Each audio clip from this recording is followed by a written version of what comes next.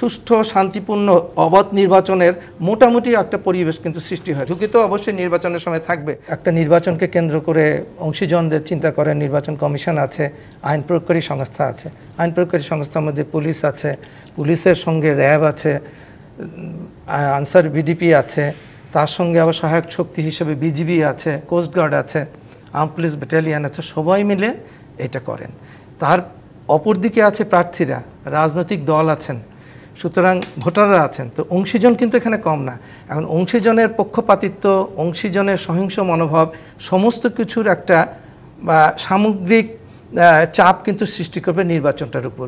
তা আপনি শুধু আইন প্রয়োগকারী সংস্থার পক্ষপাতিত্ব কিংবা পক্ষপাত দুষ্ট কর্মকাণ্ডের জন্য নির্বাচন অঙ্গহানি ঘটবে কিংবা ম্লান হয়ে যাবে নির্বাচনের সফলতা, সেটা আমি কিন্তু বিশ্বাস করি না। আমরা যদি এটা দেখি এবং শারীরিক ভাষা যদি অবলোকন করি, নির্বাচন কমিশনের শীর্ষ পর্যায়ের কর্মকর্তাদের একটা আস্থার ভাব আমি লক্ষ্য করেছি এবং সার্বিক প্রেক্ষাপটে। এবং আপনি যদি 7ই জানুয়ারির জাতীয় সংসদ নির্বাচন এবং এই নির্বাচনকে একটু তুল্যমূল্যে বিচার করেন, জাতীয় সংসদ নির্বাচনে একটা বিষয় ছিল যে ওটা প্রতিহত করার একটা গর্জন ছিল। সেই গর্জনটা কিন্তু এই নির্বাচনে প্রতিহত করার গর্জনই বর্জন আছে। বর্জনটা আছে, এটা ঠিক, কিন্তু আমি মনে করি না যে সহিংস তার যে গর্জন সেটা কিন্তু নাই। এটা অবশ্যই সাধুবাদ পাওয়ার জন্য যোগ্য যারা চান না কিংবা বর্জন করেছেন, এটাও হতে পারে, কিংবা তারা গণতান্ত্রিক একটা মন মানসিকতা নিয়ে বিষয়টা দেখছেন, এটাও হতে পারে। আমি ঠিক ওটা নিশ্চিত করে বলতে পারবো না। তবে একটা ঠিক যে সার্বিক অবস্থা যদি আপনি পর্যালোচনা করেন, একটা সুষ্ঠু শান্তিপূর্ণ অবাধ নির্বাচনের মোটামুটি একটা পরিবেশ কিন্তু সৃষ্টি হয়। 1, 2, 3 ঢাকায় জমি জিতে নিন 100% ক্যাশব্যাক সহ 20 কোটি টাকার পুরস্কার।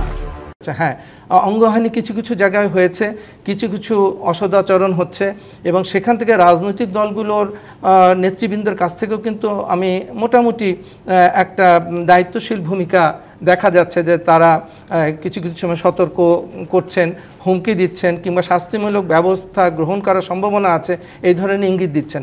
ব্যবস্থাপনাটাও কিন্তু একটা বড় ধরনের ব্যাপার। এটা যদি সুষ্ঠুভাবে না হয় তাহলে কিন্তু বিশৃঙ্খলা সৃষ্টি হতে পারে, সন্দেহ সৃষ্টি হতে পারে। আরেকটি বিষয় আছে যে ভোটাররা আসবে কিনা, এটা শুধু আইন প্রয়োগকারী সংস্থার দায়িত্ব এখানে না যে একটা সুস্থির পরিবেশ সৃষ্টি হয়েছে এখন ভোটাররা স্বতঃস্ফূর্তভাবে ভোট দেবে। ভোটারকে আনার জন্য কিন্তু প্রার্থীদের একটা বিরাট ভূমিকা আছে।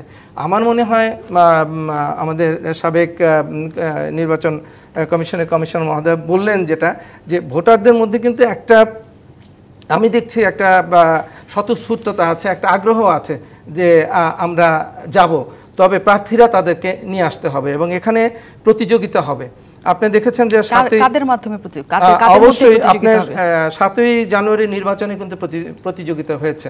আওয়ামী লীগের যারা স্বতন্ত্র প্রার্থী, যাদেরকে আওয়ামী লীগ অনুমতি দিয়েছিল তারা নির্বিঘ্নে নির্বাচন করবে, তাদের থেকে কিন্তু 62 জন, আমার যদি ভুল না বলে থাকি, নির্বাচিত হয়ে এসেছেন।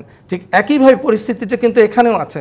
এখানে কিন্তু দুপক্ষ আছে। হ্যাঁ, এটা ঠিক যে ওই মার্কা নিয়ে নেই, কিন্তু মার্কা নিয়ে না থাকার জন্য একই দলের দুপক্ষ থাকতে পারে, অন্যান্য দলও থাকতে পারে, কিংবা একটা নিরপেক্ষ ব্যক্তিও ওখানে দাঁড়াচ্ছেন।